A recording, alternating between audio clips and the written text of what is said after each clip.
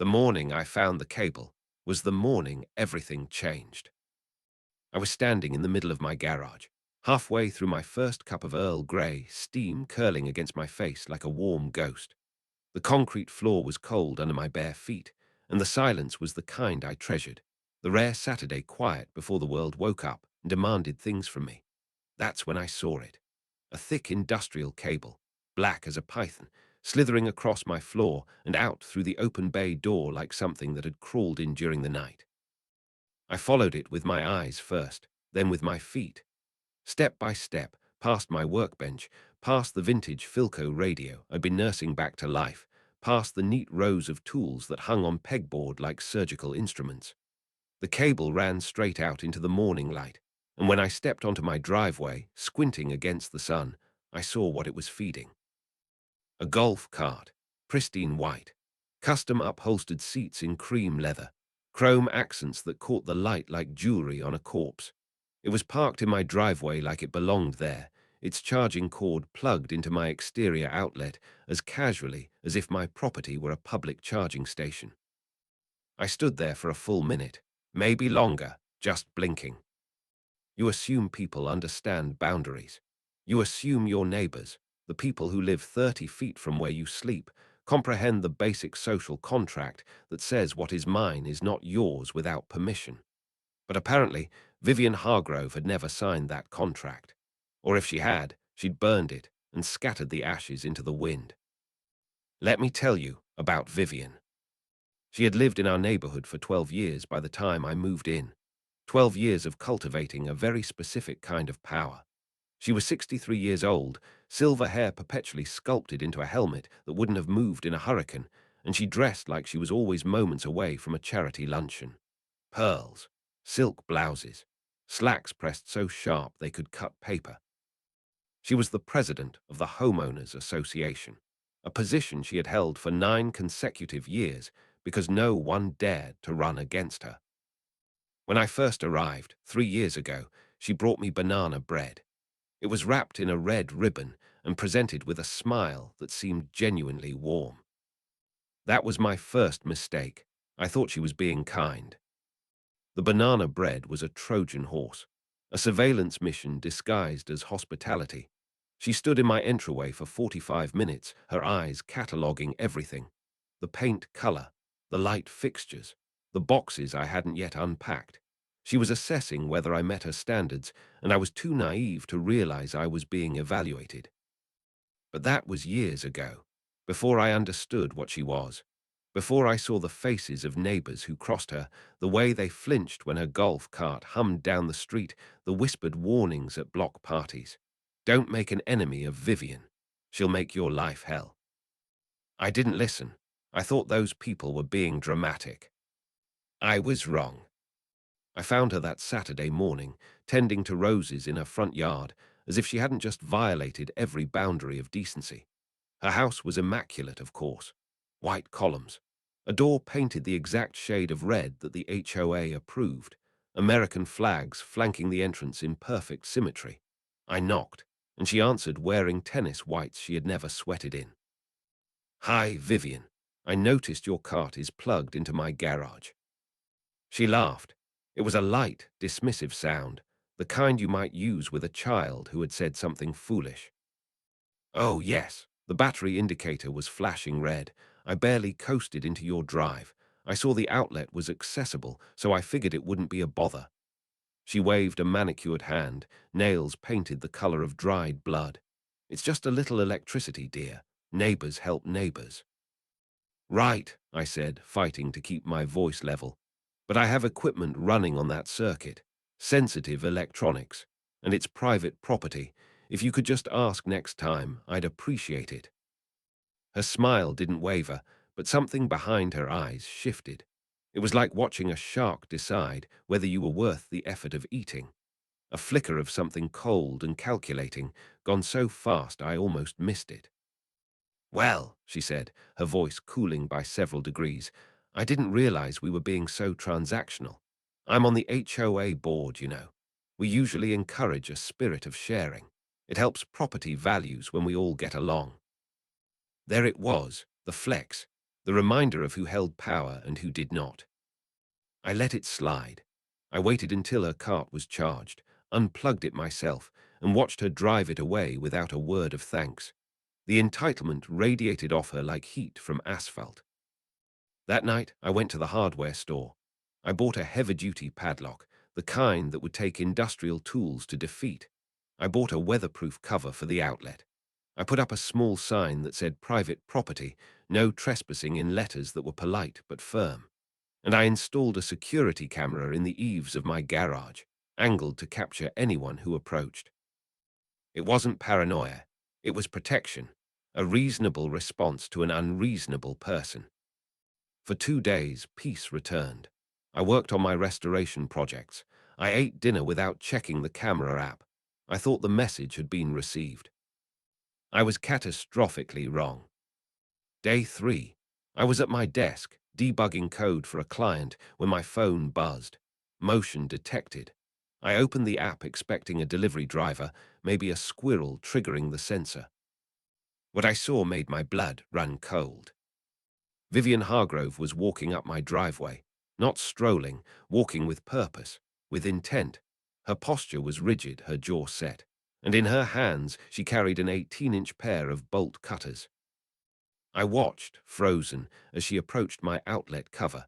She didn't hesitate. She didn't glance around to check if anyone was watching. She positioned the jaws of the cutters around my padlock, and with a grunt of effort that the camera somehow made audible in my imagination, she bore down. Snap! The lock hit the concrete with a sound that echoed through my speakers like a gunshot. She picked it up and tossed it into my bushes, casually, like she was discarding a candy wrapper. And then she looked up. She looked directly at the camera. She knew exactly where it was. She had always known. She stared into the lens for 3 full seconds. Then she smiled, a slow, spreading smile that had no warmth in it whatsoever. She winked. And then, with the grotesque playfulness of a cruel child, she stuck out her tongue.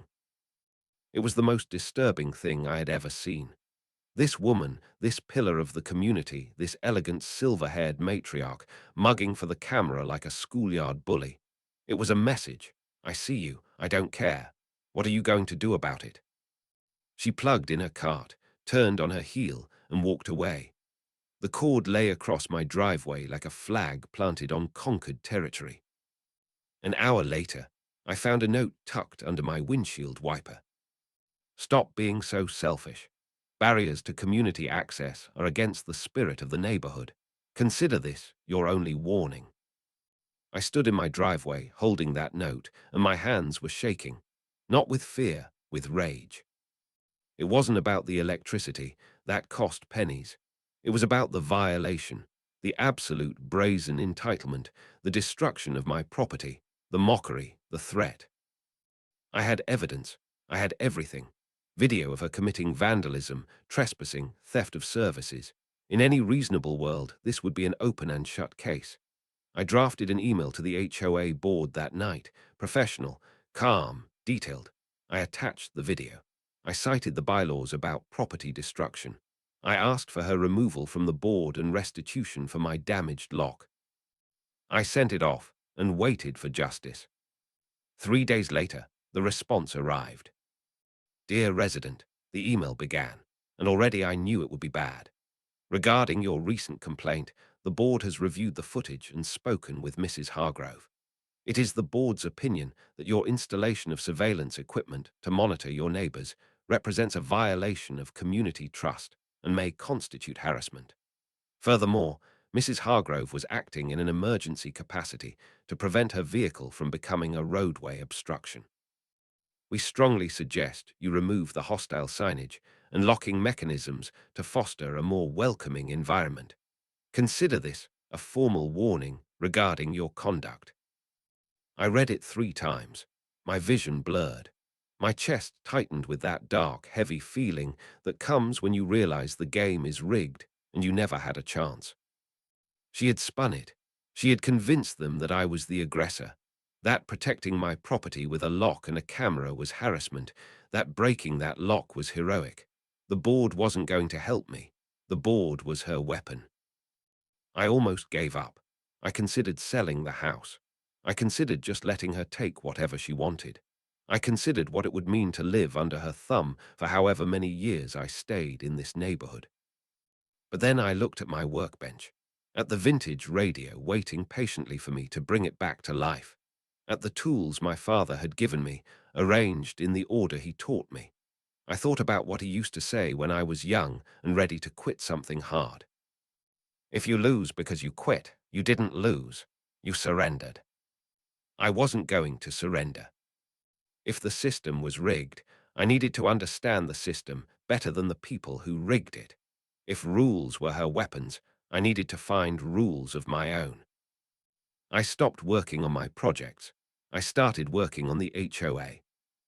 I downloaded everything I could find: the covenants, conditions, and restrictions, the bylaws, the architectural guidelines, the maintenance addendums, the meeting minutes going back a decade, 300 pages of dry legal language, bureaucratic jargon, liability disclaimers. I read it all. I took notes. I looked for cracks. At 2 in the morning on a Tuesday, running on coffee and spite, I found what I was looking for. It was buried in a safety and maintenance addendum from 1998, when the neighborhood was first constructed. Some liability-obsessed lawyer had written it, and in 26 years, no one had bothered to repeal it. Section 473, Electrical Safety Protocols. To ensure the longevity and safety of exterior electrical systems, all outdoor power access points must undergo a mandatory safety power cycle. Residential power to exterior outbuildings and outlets is to be interrupted from 6:00 p.m. to 6:00 a.m. during designated maintenance windows to ensure circuit integrity. I read it again and again. Mandatory power cycle, interrupted from 6 in the evening to 6 in the morning, every single night. No one followed this rule. It was absurd. It was archaic. It was buried so deep in the documents that I doubted anyone on the current board even knew it existed. But it was official. It was on the books. It was a rule. And Vivian Hargrave loved rules. A plan crystallized in my mind. It was petty. It was time-consuming. It would require absolute dedication. It was perfect. I ordered a professional digital stopwatch, the kind Olympic coaches use. I bought a high-visibility orange extension cord. I purchased a weatherproof logbook with numbered pages. If Vivian wanted to use my electricity, she was going to get it. But she was going to get it with the most rigorous, by-the-book adherence to safety regulations this neighborhood had ever witnessed. The next morning I was up before dawn, dressed, clipboard in hand, stopwatch around my neck. Sure enough, Vivian's cart was in my driveway, plugged in overnight. At 5:59 and 30 seconds, I walked outside and positioned myself by the outlet. She must have been watching. She came storming out of her house in a silk robe, coffee sloshing in her cup, her face contorted with fury. "What do you think you're doing? Don't you dare touch that cord." "Good morning, Vivian," I said, my voice bright as sunshine. "I'm just performing the mandatory safety compliance check. You know, for the 1998 addendum." "What are you talking about?" I checked the stopwatch. "It's almost 6. The maintenance window is ending. I wanted to make sure you got power the second it was legally permitted." I watched the seconds tick down. 58, 59, 60. "Mark," I announced, "power is live." I plugged her cord in with a flourish. She stared at me like I had grown a second head. "You came out here just to plug it in." "Safety first," I said cheerfully. "Have a wonderful day." That evening I was back. 5:55 p.m. I set up a lawn chair facing the outlet. I placed the stopwatch on a small folding table. I opened a beer and waited. Vivian emerged from her house, her face a mask of controlled rage. "Get away from my cart." "I'm not touching your cart, Vivian. I'm monitoring the maintenance window. According to the bylaws, power must be interrupted at 1800 hours. I'd hate for either of us to be non-compliant. Imagine the liability." "You're insane," she hissed. "It needs to charge overnight." But the rules say exterior power is a safety hazard after dark. I tapped my clipboard. I'm sure you understand. You've always been such a champion of the rules. At 5:59 and 50 seconds, I stood up. 10 seconds, I announced. Don't you dare. 5, 4, 3, 2, 1. I reached down and unplugged the cord. Safety cycle active. I noted the time in my logbook with elaborate care. Have a great night, Vivian. She screamed, actually screamed, a sound of pure, frustrated rage that echoed off the houses. She lunged toward the outlet, trying to plug it back in, but I was standing in her way, not touching her, just occupying the space. I'm afraid I can't allow a safety violation on my property while I'm present, I said calmly. If you want to plug it in, you'll have to wait until 6:00 a.m. I'll be here. This is harassment. This is compliance, I corrected. Perfect, documented compliance. Feel free to report me to the board for following the rules. She stormed away. I sat back down, finished my beer, and watched the sunset. This became my life. Every morning at 6, I gave her power. Every evening at 6, I took it away. Her cart charged during the day, exactly when she wanted to use it, and received nothing at night. Her battery lived in a perpetual state of half-death. I saw her stalling out on hills. I saw her pushing that cart home, her face red with exertion and humiliation. The queen of the neighborhood, sweating and straining because she couldn't get her stolen electricity. She tried everything. She moved the cart to different angles. She tried hiding the cord. She left it unplugged all day and tried sneaking out at midnight to plug it in, but I had set an alarm. I was always there, every single time. 5 seconds until power down. 4, 3, 2, 1. By day 5, the neighborhood noticed. I saw Mr. Castellanos across the street watching from his porch, a grin splitting his weathered face. People started walking their dogs past my house at exactly 5:55 p.m., timing their evening strolls to catch the show. Someone I didn't even know gave me a thumbs up from a passing car. A video appeared on the neighborhood Facebook group, someone filming through their living room window as I did my countdown. The caption was just 3 words: "The hero rises." Vivian was unraveling. I had never seen her like this. Her hair was less perfect. Her clothes were slightly wrinkled. The smooth, controlled arrogance that had always radiated from her was cracking, replaced by something frantic and desperate. She wasn't used to losing. She had never been on this side of the power dynamic. On day 8, she made her move. She caught me coming out of my garage that morning and thrust a piece of paper into my chest hard enough that I stumbled backward. Emergency HOA meeting. Tonight, 7 o'clock. This ends now. I read the notice. She was accusing me of sustained harassment, psychological abuse, malicious interference with private property, and creating a public spectacle that damaged property values. She wanted me censured. She wanted me fined. She wanted me crushed. She thought she had me cornered. She thought she could drag me before her board, her carefully curated audience of allies and sycophants, and destroy me. But here's the thing about those late nights I spent poring over documents. I didn't just read the safety addendums. I read the financials. I read every budget report, every expense form, every receipt from the past 6 years, and I found something that didn't add up. There were line items for common area vehicle maintenance, thousands of dollars every year, but the HOA didn't own any vehicles. Our landscaping service brought their own trucks. Our pool maintenance company had their own vans. So what exactly were we maintaining? I dug deeper. I found invoices from a local golf cart specialty shop, battery replacements, custom leather seat installations, a lift kit, high-performance tires, all of it billed to the Homeowners Association, all of it for a white Yamaha Drive 2 with cream upholstery. Vivian's cart. She hadn't just been stealing my electricity. She had been stealing our money for years. I walked into the community center that night with a stack of papers under one arm and my laptop bag over my shoulder. The room was packed, standing room only. Word had spread about the confrontation, and people wanted to see blood. Vivian sat at the head of the table, flanked by her board members, looking triumphant. She had dressed for the occasion, a cream-colored suit that probably cost more than my monthly car payment, her pearls gleaming under the fluorescent lights. She looked at me the way a cat looks at a mouse it's already caught. She gave a speech. It was masterful in its way. She talked about community. She talked about neighborly bonds.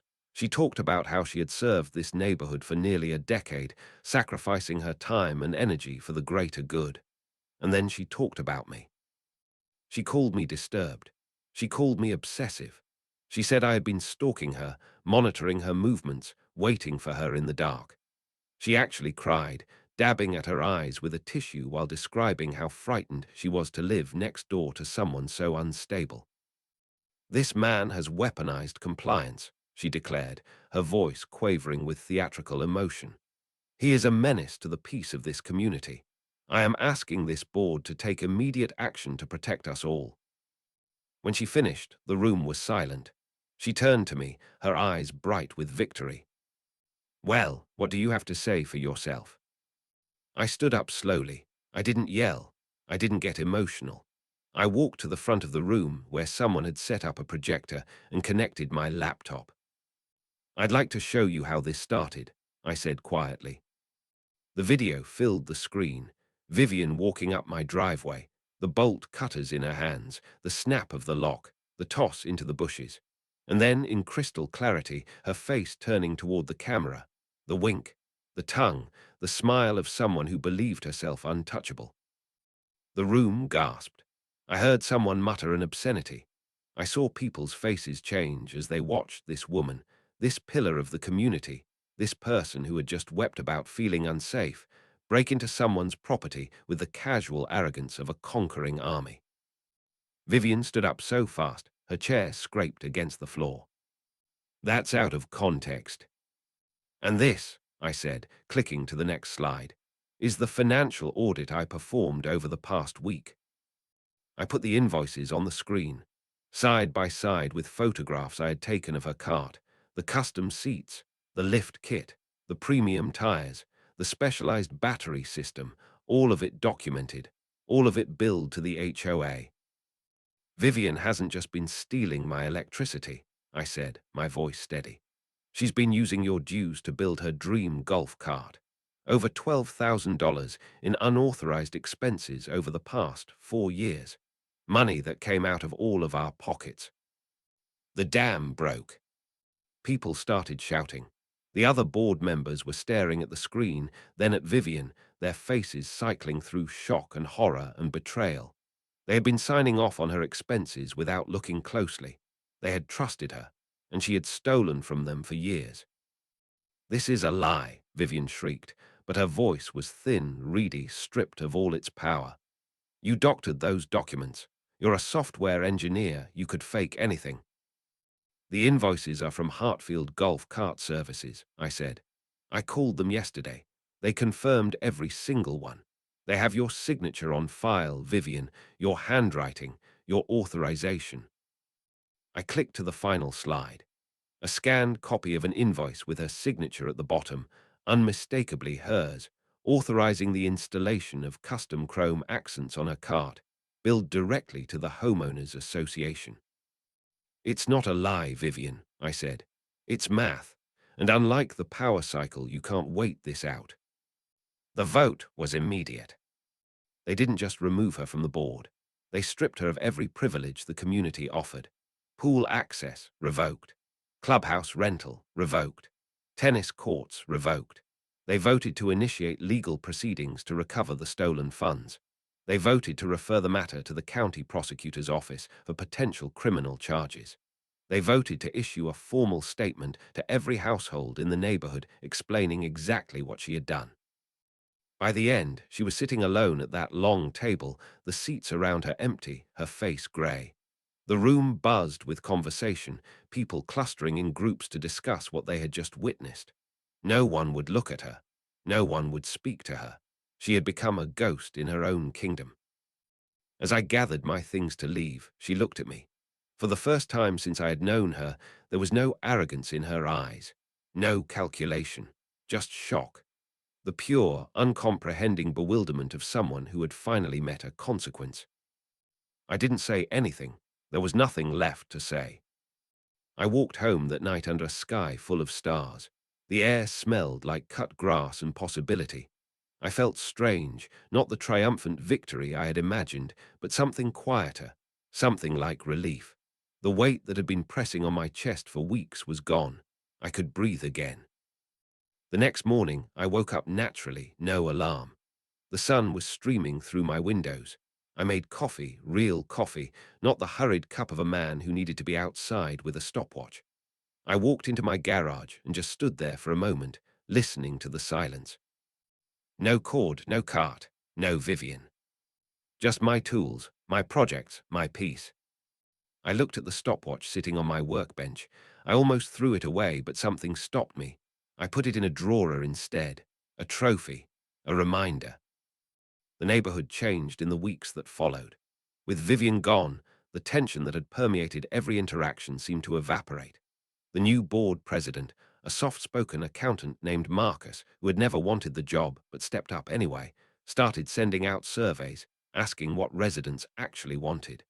People talked to each other at mailboxes without looking over their shoulders. Block parties happened spontaneously, not as carefully orchestrated performances of community. Mrs. Castellanos brought me cookies one afternoon. She told me Vivian had once fined her $50 for putting out her trash cans 12 hours early. "You're a legend, honey," she said, patting my arm. "An absolute legend." As for Vivian, I still see her sometimes. She walks fast now, head down, sunglasses on even when it's cloudy. Her golf cart sits in a driveway under a faded blue tarp. I haven't seen it move in months. I heard through the neighborhood grapevine that she's on a payment plan to repay what she stole, and that her lawyer advised her to keep a low profile until the prosecutor decides whether to press charges. If we cross paths, she'll cross the street to get away from me. She won't make eye contact. She won't speak. And honestly, that's the best victory I could have asked for. I learned something important through all of this. Bullies like Vivian count on you being reasonable. They count on you being too polite to make a scene, too tired to fight, too decent to stoop to their level. They count on you giving up because fighting is hard and exhausting and sometimes feels like it isn't worth the cost. But sometimes you have to be unreasonable.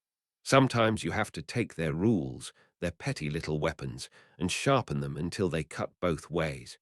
You have to show them that while they might run the show, you own the theater. So if you're dealing with a Vivian right now, if you're staring at a cord in your driveway or a fine in your mailbox or a smug smile from someone who thinks they're untouchable, don't just get angry. Get creative. Read the fine print. Find the loophole. Document everything. And if you have to buy a stopwatch, buy the best one you can find. Because there is nothing, and I mean nothing, more satisfying than watching a tyrant crumble because they tripped over their own red tape.